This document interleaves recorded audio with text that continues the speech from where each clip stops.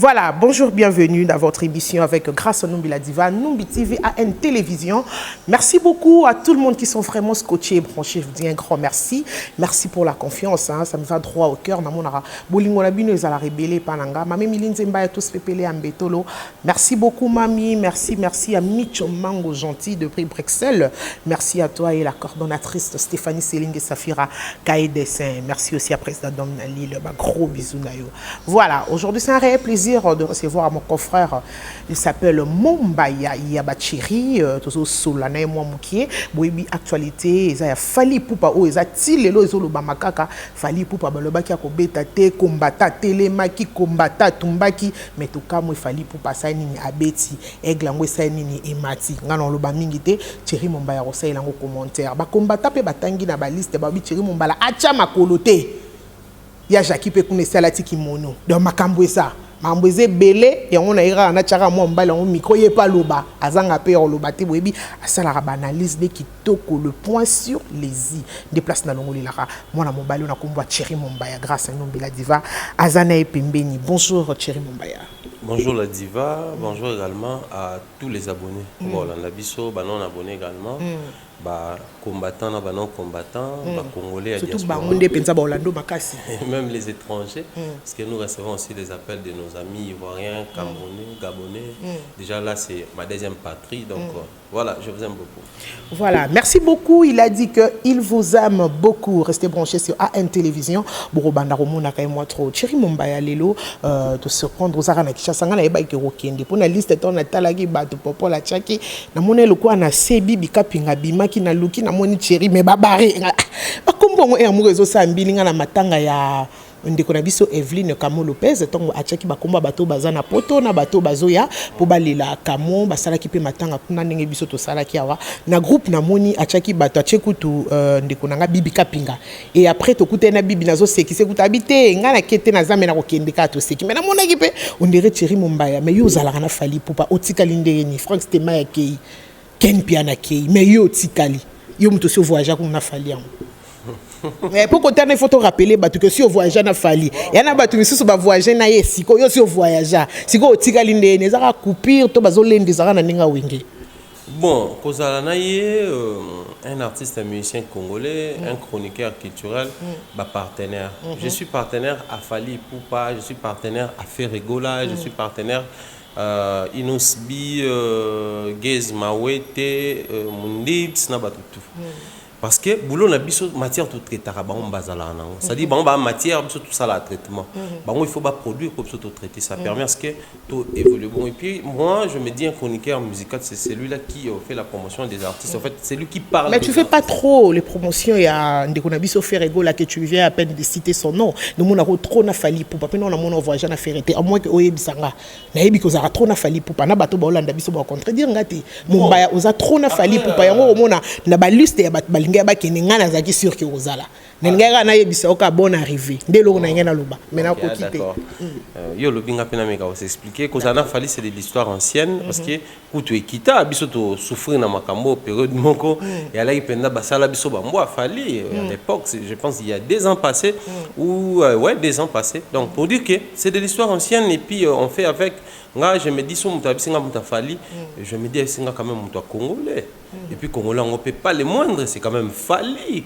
entre nous soit dit ça pété Fali moko boy les moindres c'est Fali pour pas oyer mo waza on benga les king les bana boy rozana moto donc c'est dans ce sens là. Donc tu avoues.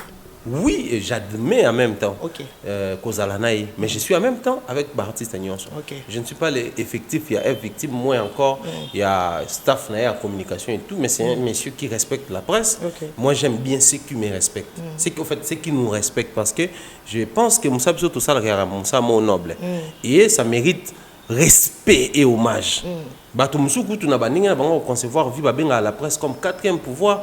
Je me dis namboka loko au pouvoir et qui na législation et qui na présidence et qui na ministère mais ba jupe presse ba personne peut pouvoir je me dis ba pesa biso place à malamu et les artistes doivent nous respecter autant toujours devoir bango peut respecter donc comme il fallait respecter la presse je me permets de temps à autre ya ko lobela makambo na ye et aussi la promotion na ye et loko les gens na créneau na voilà pourquoi je le fais mais les problèmes monsieur ala rani on lobby que non de temps à autre tout ça il a fallu que baton sous on va faire rigoler la paix baza ba respecter la paix ba presse faire rigoler la paix quand je cite Fali c'est que baton sous tangité risque uzala tout ça l'émission baton tanga ba comme ba artiste on boko to na ba musicien ngana OK beni na tourner na ba musicien kuna. Je vais réaliser les documents au nom qui est ça là, mais je vais aussi tourner avec les artistes et musiciens. Je pense, à ce qui concerne ma campagne, le respect et tout. Mingi analyse à la ranini, conception analyse des ali. J'aime parler des actualités culturelles, faire des analyses sur sa question, on peut s'en large diffusion, mais aussi qu'on pousse on permet il y a congolais parce que puis émission na biso moni ça rappelle mingi na lingala, c'est consommer beaucoup plus la communauté congolaise. Donc quand je réalise mes émissions analyse, c'est plus pour approcher ce que les artistes font la population. Et là, je suis ajouté en la France 24 et pourtant il fallait venir dépasser. Et là, je suis ajouté en Kenya, page d'abord pour s'informer. Alors, mais Moutouana, ça dit scotcher dans l'émission de Thierry Mumbai. Alors, qu'est-ce que je dois faire? Prendre et relayer, ça permet à ce que ne soit pas en actualité. Mais c'est toujours en angle moussou. Selon moi, la conception, on va analyser à la je parle, au fait, promouvoir mon artiste au salaire malam, décourager au salaire mabé. Autour, il y a l'actualité. Surtout plutôt compter dans les musiciens congolais, les musiciens à succès à Congo. Nous avons fait 2019 et là qu'il fallait. Surtout tout nous le bateau babeti, tout le bel mingi qui bateau moussous. Mais la preuve tant faire au Cameroun à beti, tout le bel en tant au Guinée, tout le bel c'est notre responsabilité ou par y a contribution à Bissau. Mais si c'est beaucoup plus fallu, c'est autour des fallu pour pas. Il y a à boire, à manger, à vomir, à fumer. N'y a pas il y a un moni et bien c'est tout le bel ming. Aujourd'hui, si un autre artiste oh ça actualité belé, vous remarquez qu'il est tout le bel. Tout le monde a yopé. Sur 12 émissions, on va yopé caca. Tout qui est yopé, tout on va yopé parce que il y a qui actualité planétaire.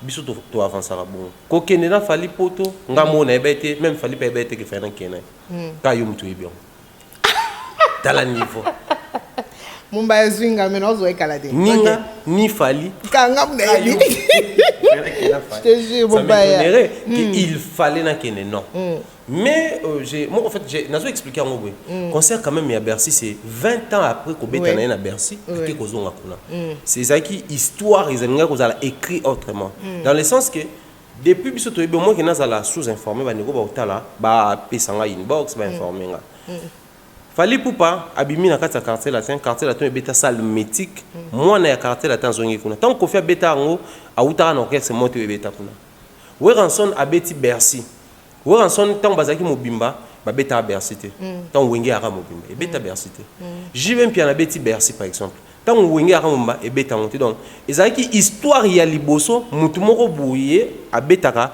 na musique à rumba a outi na orchestre mo e beta déjà kuna ye pa ki o beta na salon donc ezaki ko réécrire l'histoire. Au-delà d'un an, ça fait 10 ans que les artistes ne jouent plus en Europe. En fait, il n'y a pas France, en Belgique, on est tout. Parce que faire habiter en Russie, tu veux dire qu'ils appellent l'Europe. Fallait soit qu'il y ait bêta. Alors, pour moi, je me disais ça, concert historique. After concert, on toko sala ba émission, toko loba, toko encourager, toko analyser, toko aborder, on a bas sens tout, on va toucher les tenants et les aboutissants, les fonds, la forme et tout et tout. Du coup, présence nanga.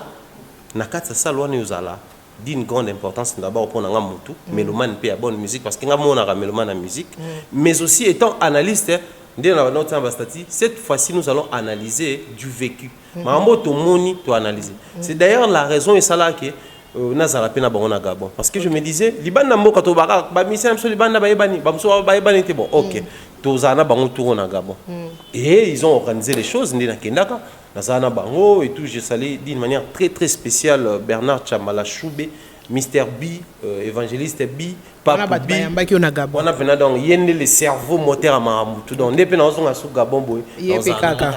Ah, tu peux ça Kambote. Bernard Chamala Choubé. Tu peux ça Kambote. Azana pureté d'âme. OK. C'est la même pureté on ne retrouvera pas artiste Fally Ipupa sans pour autant inventer. L'humilité vous a grand, on va connaître un peu Moutou Moussous. Parce que chez nous Africains quand on est grand, lorsqu'on atteint la grandeur, faut tout sous-estimer Batou et tout et tout. Et c'était comme ça. Mais après c'était les souhaits qui étaient, je me dis, ce n'est qu'une partie remise. Tu occupé que concert monsieur Zaroya, ben Europe on peut pas mission belé ba. Mais concert à ma casse Zakinde Bercy. Attends monsieur Soeroya. T'es par rapport à l'actualité, par rapport à Batbander Rosela. Où est l'équipe 20 000 places? Où est ton monde chez Mumbai? Tant que vous ça sous salle, nous sommes l'équipe à Québec, est-ce que vous m'avez? Où est-ce que ton monde chez Mumbai? Non, déjà pour faire l'Europe, ceux qui ont réussi cause de la master sous visa, je me dis, non, quand même. Et les acquis au PT, tu étais tranquille? Moi, je ne travaille pas pour l'Europe. Ok. Je ne travaille pas pour l'Europe. Ngata nazaki un mois libanda Congo batwa ndolo bageno ah ni azana ke po azon ngata zo kanzela ko ta France oh ngako to France na mtu nangia la raté. Et ça nini? Ils ont raté. Je te dis. Moi des fois ça m'étonne. Est-ce que tu sais qu'il y a beaucoup de personnes bazo landona bato ba soutenir autant musu na ba projet oyo bobeta ba otala boy mais Mumbai bisaki biso ke fois ya toura comment il peut dire que azana po oncle yanga. D'accord. Là au moins oui. Mais quand il y a fan dans la France, c'est pas un pays de mes rêves. D'accord. Moi j'ai un pays de mes rêves. Bateau bazananga baebi, il y avait besoin d'être exposé. Mais après, bateau barakuna, des têtes bien et tout. Donc moi je me dis, vivre là-bas et en tout. Et les gens sur bazanine. Quand je travaille, dans ça la musa nanga posto na suka YouTube ba futika mbongo nanga. Ça permet na sala musa nanga na sala ngote pour artiste à futanga na sala ngote pour artiste à faire voyager nga mais ceux qui besoin par exemple les alliés qui artistes ont besoin de service nanga moko boy service wana moyen rendre à distancialité vu qu'il y a à la place X et c'est qui na oh mais c'est mon travail et lui il a besoin de mes services né na na bango moi voyager avec un artiste je me dis ils en a cadre ya musala au-delà cadre musala vient à petite. Parce que soit ta salon on a vina petit on a ko vendre tes places musana ngé. Mais faire play au pays ko za la talika ka nenge pe ba vendre na moi tour comment ka isa musala. Bon, je ne sais pas trop mais ko faire voyager on besoin faire voyager na programme na musala. C'est ça aussi le problème. Entre parenthèses, félicitations à Fally Ipupa le King en tout cas après 20 ans au événement au sali occasion batbasta la émission ebelé événement au sali que batbalo ba ebelé événement au pe to moni pe batu ba kufi comment biloko etumbami de mama ya likambo to ntoko tato sola on a Thierry Mumbaya mais félicitations na Fally Ipupa o tomboli lisusu drapeau ya mboka na biso Congo en tout cas félicitations le King tozo la retour na yo to tiapeka micro ozanga pe olobati Thierry Mumbaya comment na combattant modèle batumbi comme on a combattant modèle basiliki to diembe la tom c'est pas non vraiment comme on a combattant musala basali bomba tozonga na se te okorate yo moyebi yo équipe makasi comme on a combattant modèle ba betinde kona biso na tilokole ba bwakeli masuba ba botoli na téléphone na ye oye mora lobby a sekisinga bina 20 mekutu marambo ezala raté mais salami na Europe moi commentaire mo kepo yo pe bazo luka yo e king pe na kimaki bana ba luka ba combattant ouais tout le monde a bientôt o koka bango yo mon mamba salité lobelo ate le côté somo ba combattant ba pesi yo wana lobelo elo te chengo ba terroriste terroriser ka ba tout na minute moi d'ailleurs je dis non souhaiter moral bien à grand frère nanga yana tilo kole oui moi ben un petit na maile ya ben donc aza makasi c'est la vie musa to pona ndeto ba musala on le quoi soda le lo lobby kuna mais en même temps doit exposer la risque union ça nous rappelle les Norbert Zongo et les autres bakenda à cause ya musala voilà pourquoi moni na ba misala be to ka rarement to comme médecin en danger les rares to ko avocat en danger mais to ka journaliste en danger c'est pour dire que musala na biso ils allaient accompagner na ba danger moko boy parmi ces dangers là ils a ba agression net ya boy un monsieur doux humble le roi nati bien qu'à ça d'un côté mabe na mais na musala na en tout cas nati jusqu'à preuve du contraire il reste un modèle et parmi bateau pour ça la fierté il y a journaliste à Congo le lot en bofing ba chronique quoi ba chronique fois on a chronique professionnelle bosimbi donc ça explique combien on ne sait plus les bango kanda c'est parce que na ti lokoli azalaka na Fally Ipupa non kandi na vidéo na bobeta master na bazalaka na Fally Ipupa donc na ndenge yo pe ozalaka na Fally Ipupa bo voyager na Fally Ipupa yo pe kombo ezali liste ko tabasser yo ezali mais après je me dis mouvement combattant tant et banda qui surtout ka ba makambo bena kati mais après raison makasi ala ki ba bundela biso ba bundela mboka ba itala quand même ba raison Kabila zota musamboka mabe mouvement na et tout Kabila Longa président. Changement régional. Félix Akoma président. Félix, tout le monde a vu vidéo étant président. Bon, moi, j'aime pas trop Bablo son excellence, tout ça. J'ai dit Félix, n'est pas Gamine, Sarkozy, n'est pas Obama, et tout, président. Mais, Azala peut combattant. Oui. Tant que ça les discours na poto, je pense que c'est en Angleterre sur la Bossante, bien capé na les combattants. Mais tu yebi que ba combattant ba ali. Donc, bateau baza ko longo la noblesse aux anakata combat parce que ces gens-là combattaient pour une cause noble. Au moins na babito bundela moka. Mais ba indexa qui béni parce que na béni moi ba massacre, moi mambo belé et ça la répétition et si la kati.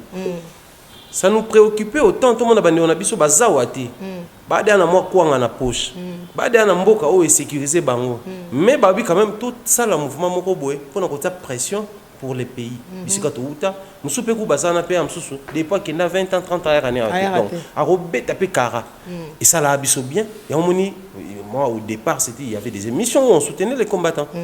Mais après interdiction bah concert on se disait boya no kanda moni kanda suzana sika et la non makasi. Mais après mettre l'eau dans les vins, trop meka solo là et tout. Tout le monde a ba musicien bah ça la démarche hein. Tout le monde a ba musicien bah ça la organisation hein. Comment s'associer avec les combattants et tout. 10 ans, rien n'a changé. Fallait pour parler lors de son émission à ça qui conférence de presse ça qui n'a pas propos le Mpassoula, n'a pas Marc Tabou, n'a pas Bandekutu ba vena biso ba lai kuna. Tout le monde qui où il a parlé clairement qu'il y a ba contribuer même na ba réunion ba combattants. Nga notre mot on a pour ba combattants ba ça la ba réunion donc ba tout le monde ba coincé au bétaté pour contribuer parce que tu te dis que bateau ba peu important dans chaque pays tout le monde a pu makampe am sous diaspora pas écouter sa pression. Oui. Mais cette pression là botia pas banane. Bolingi mboka ekinda liboso parce que langage ba ba mingi to libérer mboka. Mais quand on parle d'une libération, il faut à la exclusive. Tant on parle d'une élévation, mboka tombouama, il faut à la exclusive. Mais les gens oublient, pensent que mboka tombouama kaso social est tombouami. Non. Ce qui botomboli social à mboka. Mais motoana za na citoyenneté ya mabe. Motoana obanda peser pour na mboka. Donc autant vous tomber la côté politique, autant faut tomber la côté culturel, autant faut tomber la côté social, autant faut tomber la nuance ensemble. Na nzembo afan congolais papa yemba le mboka so ekwei mosolo na yango ekwei ape elongo autant mosolo ekwei autant culture ekwei autant nuance ekwei. Alors pendant que la culture côté musical ba obeta da salle mythique ba ça da makambo malamu ba na succès, je parle de malamu en termes musical parce que tant ba musicien ba combattant ba lokaba mon musicien intelligent, on n'a même pas besoin d'intelligence ba musicien, on a besoin de côté musical na bango. Autant muto ça na bureau on a besoin de côté intelligence, on a besoin validité corporelle nete. Même une personne vivant avec handicap physique a quoi ça là autant azana mailler les moroboy. Non, nous avons besoin de miss ba retourna te miss on a phase à la super intelligente non bata la extérieur na yé c'est ce qui suffit autant na ba ne tout monde na bato ba sala ba exposition na ba livre bata la raté phase à la munene azala muke bata la phase à la photogénique ça suffit ba kangé ba photo ba tsango na ba revue na ba mambelé donc les besoins à la bongo. Maintenant, vous avez un côté politique et social, mais vous avez un côté musical, vous avez un côté salle, maintenant, quand vous avez un côté politique, côté social, vous avez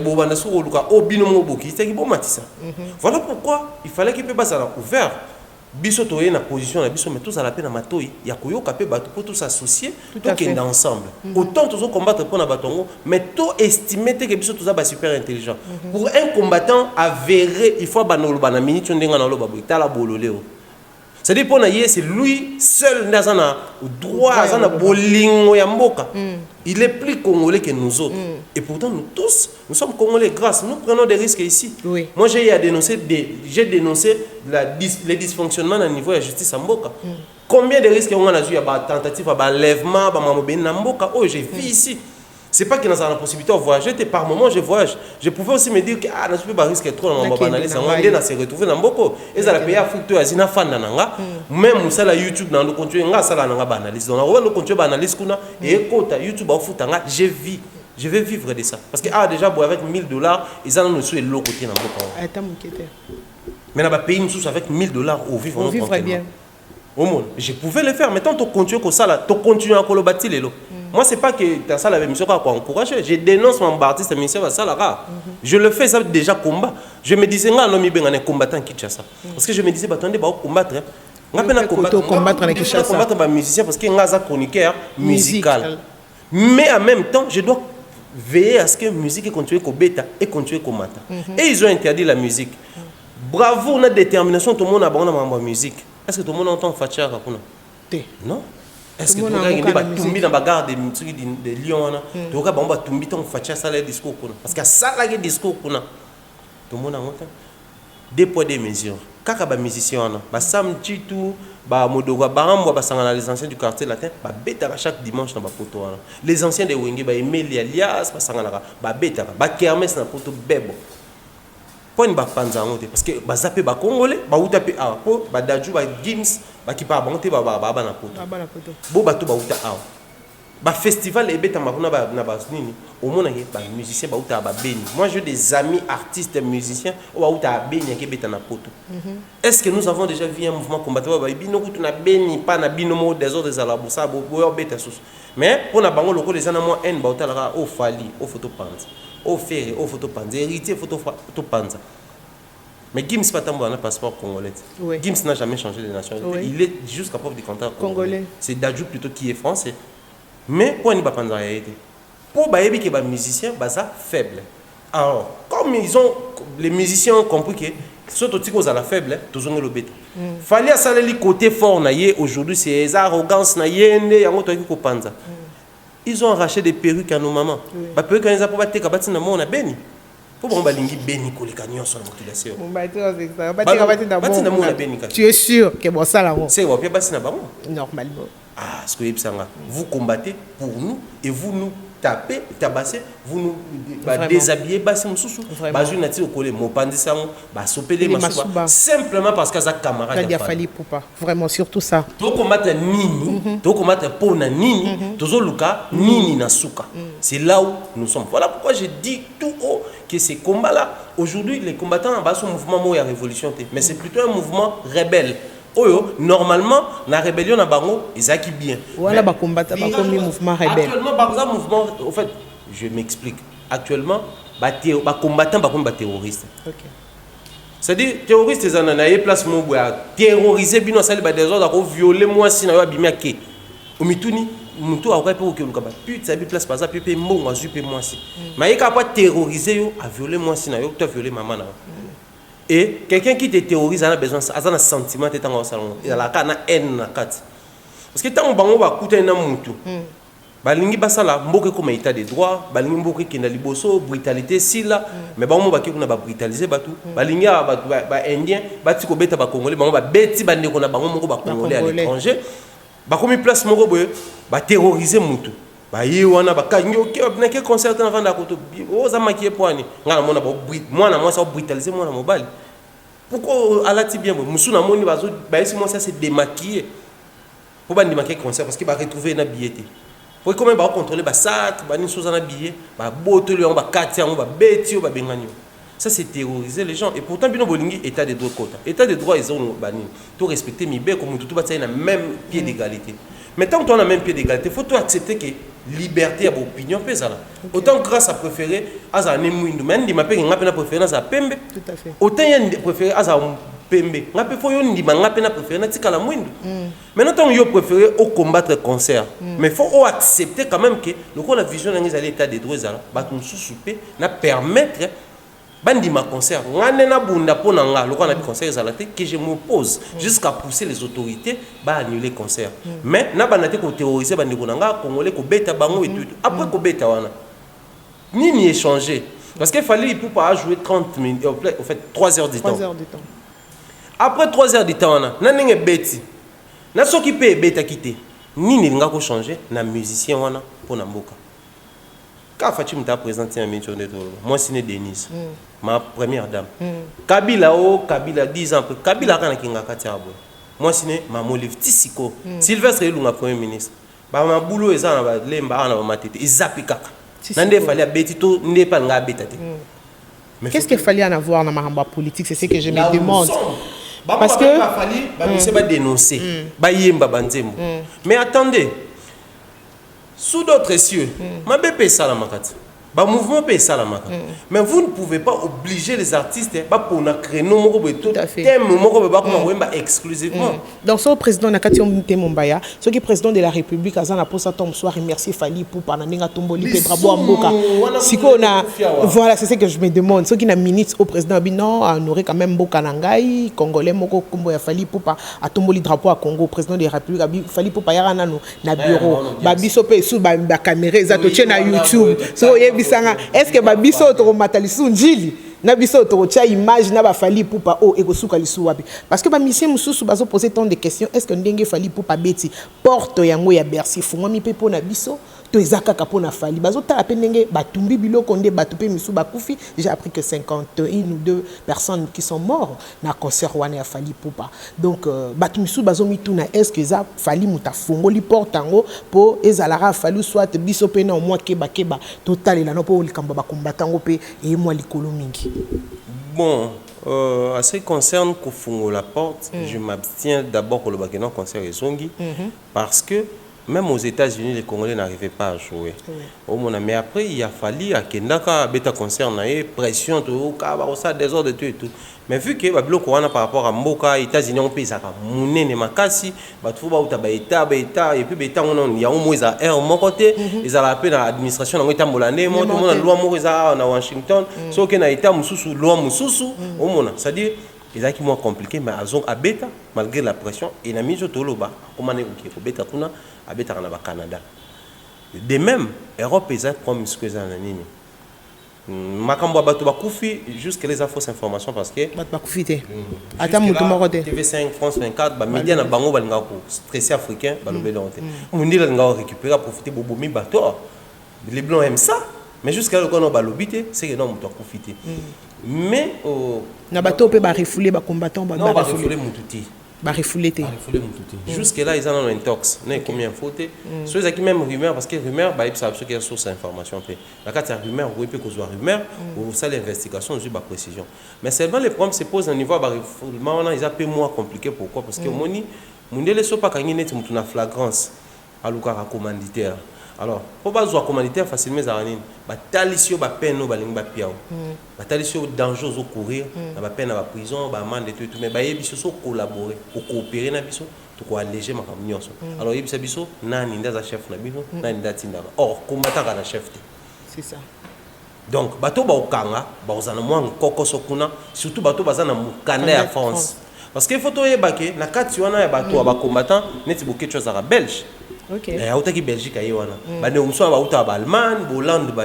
La France n'a pas ces droits là. Ya kozwa mutu ozana mukanda hollandais, ya zu ya mais mutu pe sous ça sensibiliser qui ba combattre des CP ya mbongo hein. Ye mutu pe sous ça. Ya ça na Belgique. Mais la Belgique na bango na makambo ezo ça ma vient na biso nyosha auto beta festival mokuna. Tout le monde a pu Moïse Béako beta festival mokuna. Bon, lui c'est au fait aujourd'hui faut admettre qu'il vit de ça, il vit de ces combats. Pendant que lui il vit de ça parce que les combattants par moment je me dis insulte les armes faibles, violence les armes inconscient. Donc les combattants sont des inconscients. Je m'assume na ba propos na loba. Le vouloir ils a bon mais ba procédure na ba procédé ba ils a mabe makasi comme si on ba terroriste. Parce que les loyo porte ya concert ko fungoma je m'abstiens de notre tout à l'heure dans le sens que il faut Mbappé qui hérité à comment qui a 2 mètres à obète à 2 doigts à obète à ça la balance déjà à ça la répétition pression va non pression mais après la dernière minute batumba baka concert les ala annulé mais pas fallu batumba pe ba carte batumbi ko belé koleka au point que ba bengi ba sapeur pompier ba komi pour ba moto combattre calé ba même ba mituke les katé pour que bon maman c'est que la pression ils ont vraiment au zénith mais malgré la pression fallait qu'ils d'abord produit par une très grande maison et tourneur au ebetsa ba dajou ba keblaka ba tout ça dit monde a retourné à yebia déjà et ba tourner mingi ba tout ba ça ba rap français pour tout monde ba tourner MHD ba tourna ba Black ba nasa dajo to beta concert moko ba on ba tourna qui ndé on a biso à Congola ba ça rappeur comme on est qui raison alors beta après fallait bercer peka ba moko yuma production mais tant ba beta fallait ba kitike fallait c'est un Congolais ba on ba linga soutenir ba beta donc opposition salama quelles sont les mesures mais ba assuma kikaka ils ont assumé ba dépenser ba mesures na bango des concerts et beta mi maintenant la question est que vous allez poser artiste congolais mususu à cause producteur ou à cause la prêt et à miser jusqu'à niveau où ce que comment qui tout bien même CRS CRACA c'est CRS n'est pas qui n'a pas moi on va dire barbelé et ça là qui bah même gare il y a métro il y a Bercy bah na parking et salité pour bah que combattre il y a train tant on comme la métro il y a plutôt la métro tant on comme on a abîmé à bandit des ordres bah que combattant ko ya pena mutu kana le ko la nya parquer tant ba ya abus des ordres ba kangi gare ba kangi na parking combattant souka sala manifestation mais souka na gare de Lyon côté concert beta donc moni sali que aucun combattant a sali vidéo ne ba ya pa na Zénith héritier na Olympia ba ça ba vidéo le bosso Olympia combattant monta sali vidéo le bosso Bercy à mon côté pour ceux qui savent quelque part boyate mais seulement les premières années batu bana uta de partout pour ba ya concert bande ko mususu a foyer que la gare de Lyon pour y comment on a place concert zobeta donc c'est à ce niveau là des ordres de ça mais moi je pense na nyonso automoni soué na biso zala qu'il fallait pour pas livrer son secret aux amis. Il a été soutenu par mon héritier, Ferré, Fabregas, Kofi Olomide, Ranson, vidéo et tamboul, master, petit, salé et tout et tout. Et puis sur la presse, on a toujours été là du début encore à annoncer un concert. Si à Betty, tout le monde a mission toujours encouragé, tout fait presse en ligne comme en clair, tout le monde équipé. D'une manière récompensée, tout à déplacer peu bateau sous et ça lui fait plaisir pour dire que à la considération na biso mais qui livre les secrets aux autres. Neni il kana qui n'est membre ça maki ba découper au bazo pe ba maison de production bien on a déjà Fabregas Joe Gonzalo a posté ba beta Zenith bientôt so bazo tourner à bien et le kana bien mais aussi ba découper baza na humilité ya ko consulter muta malade ne mta na hôpital ba mission na so ba la pe moi trop bongai trop boy ba to pe ba on a besoin d'orientation qu'il consulte l'artiste si pas d'une manière directe même indirecte faire go la patine de la famille message à Kenya directement à Luka vient exact et puis que fait ça clé ah ok cool donc vie et ça courage na master et puis les canadiens tout ça na kintu ça mais tout soutenir Monique bolingo ezala kana ngo biso ndeto e barate vie ça clé wana kaka vie sola non na petit na sala ndeni ni pour na so CRS sala ndeni ni pour bakanga bagawa baknise na biso nde po basala ngo il faut pas bêter na poto parce que la France n'appartient pas aux combattants la France appartient aux Français donc c'est pas un combattant qui va commencer à mettre les gens mal à l'aise, à stresser les gens et tout. Pendant ce temps, bobu n'a pas n'amboka, mais bobu m'a fait culture en boka. Bah oui, c'est une culture la musique qu'on a. Mais la musique en fait partie de la culture. Tout à fait. Chaque pays est un élément moko ya culture nango matara. Même dans le domaine du sport, chaque pays a un élément. En soit au Brésil, au monde qui bango football n'aime te matin ma case. Mais soit aux États-Unis, autour du football, na réaction il y a liboso ils ala à mon ballon rentré. Bana football na bango babenga ngo football américain mais ça quand na sport mais so poke na bambo comme soupene quoi ba Japon ba webisa obiso priorité na nous na judo parce que ça foot sport na bango ba créa il en est de même ceux qui pe na ba Chine wa so kung fu bani biso perso ko yena ndenge ya musique ya culture to webisa obiso za nous les nan bandu les man ba star culture na biso et tout et ça n'a pas sous-estimé bateau sous-souté. Du coup, Brésil bassin la nine, comme ça football richesse na bon. Pourquoi pas biso comme ça musique richesse na biso. C'est ça. Donc c'est possible tout comme ça richesse parmi tant d'autres richesses. Parce que toi na mboka oh so voyager ba tout les Congo de Fali Poupa, les Congo de Kofi Olomide. Ba tout les Congo de Félix Tshisekedi. Les Congo de Joseph Kabila ba tout na bango bango. Nous sommes dans un pays où tout na les Congo des musiciens. Donc c'est que les musiciens on a d'une manière ou d'une autre, ils ont vendu ne serait-ce l'image de notre pays. Est-ce que vous avez vu que Moutouté a obligé à Combo sur le pays existant? Mais il faut arriver à la place où ceux qui Combo et ceux qui Congo et comment ils allaient pour un musicien X ou Y. C'est que va contribuer objectivement. Gimstan va plus mêler passeport français, nationalité française à l'Obani. Au moins je me contente du fait que je suis parmi au bazar côté que la langue française mieux que homme politique en France. Donc pour naïe il se contente avec que ngai parmi banze mon en français et comme maintenant matoya bateau qui parle français t'es mazane anglophone, lusophone, mais germanophone Tony mettant à yo kaka français, à sepela na voix nanga, a commis luka aïe bapé français. C'est une manière de vendre. Les artistes et musiciens congolais ont vendu d'une manière en tout cas positive la République démocratique du Congo à l'extérieur. Donc, ils méritent nos soutiens et il faut pas en robeta. Si c'est seulement pour les combattants, moi je pense que l'ère est révolue, le temps est révolu. On va combattre comme dans l'ère est grave, l'ère est grave. Pour le moment, combattant peut pas se peler. Ah, au moins, bah média monde, on se va comme lobé la biso, bah média monde, la minute sur lobé la combattant, on sait que vraiment tu réussir, d'accord. Mais ils oublient que ceux qui na minute va déclarer mouvement, le mouvement terroriste ici là. Bah, ça soit ta activité moroté. Pour ce que vous mettez, parce que terroriste, parmi les gens aussi, c'était un terrorisme. Si vous avez beaucoup de gens qui ont été beaucoup na bana ba konza mo kaka bino mo konza la raté mais là ba bika ni tala zoba oyo tala okuna insulte ça arme faible. Moi je vends l'idée, nous vendons des propositions. Si et seulement si vous avez des propositions à vendre, venez avec ça, exposez ça en lieu et place, il y a pression. Dans la masse, il n'y a pas de l'âme. L'âme est à la raté. Donc, le lot, bah exceller dans le film, tu vas finir l'union. A fini bah homme politique, bah pasteur, bah ministère mokili, bah ministère nzambe, bah a fini de abattre tout. Parce que tout respecter, bah tout bon film. Ça c'est quelle éducation pour nos enfants, pour la population. Donc, moi personnellement et congolais à Awa, toujours soutenir sous bas combattant à cause de ma campagne. Voilà, merci beaucoup. C'était la Thierry Mumbaya. Éclaircir vraiment moi malam mingi, on est vraiment arrivé à la fin. Merci Nabino Bato Bolandi, émission de début à la fin. Tina Moussassa depuis Canada. Merci beaucoup ma chérie.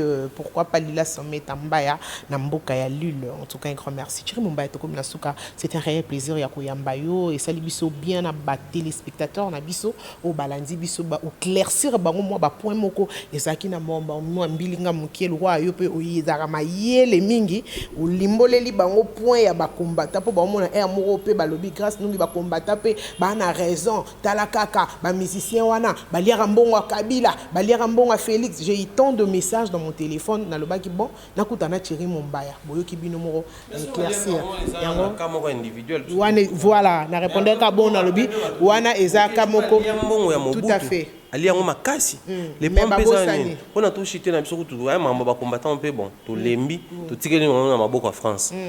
Ndenge za na première année ngana ndo travailler na yo le quoi président de la République au pesa ngambo na pesa ba musicien na pesa ba musicien du coup ngalo kwa na succès étant musicien président ou pas longo msoyer na mito ba boketu enzali ke ba fali ba faire bazolia mbongo ba politique or bazo ba teke toi son attend mon bout tout. Si à l'époque le président avait la facilité ya opesa mbongo n'importe comment ba président tout ba bien na bango so musicien ba mbongo te bazo kabate nde ba bino bono kaba désordre.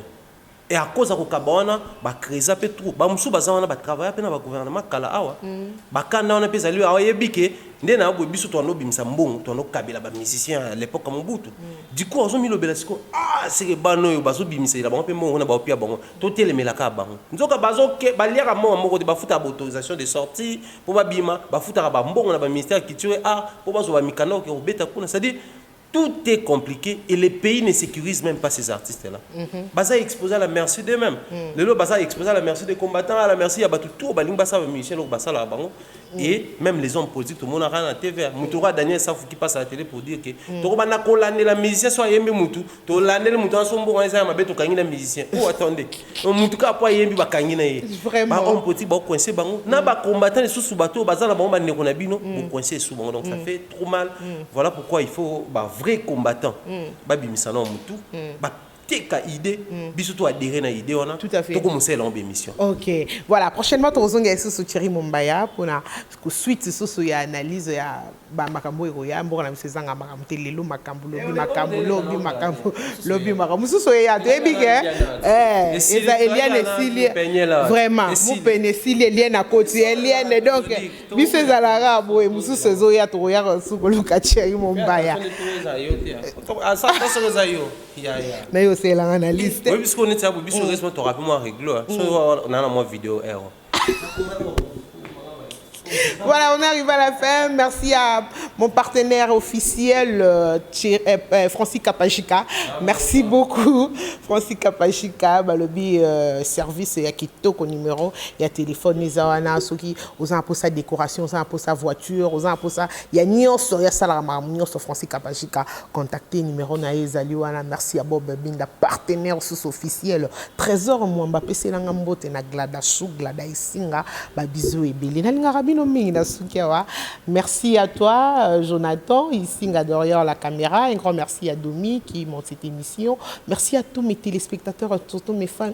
Je vous amoure énormément. Président Dom Nalil, Nazongeli, le sous, pourquoi pas Code mondial, Willy Moucheni, Nasukia. Bye bye. Je suis fatigué.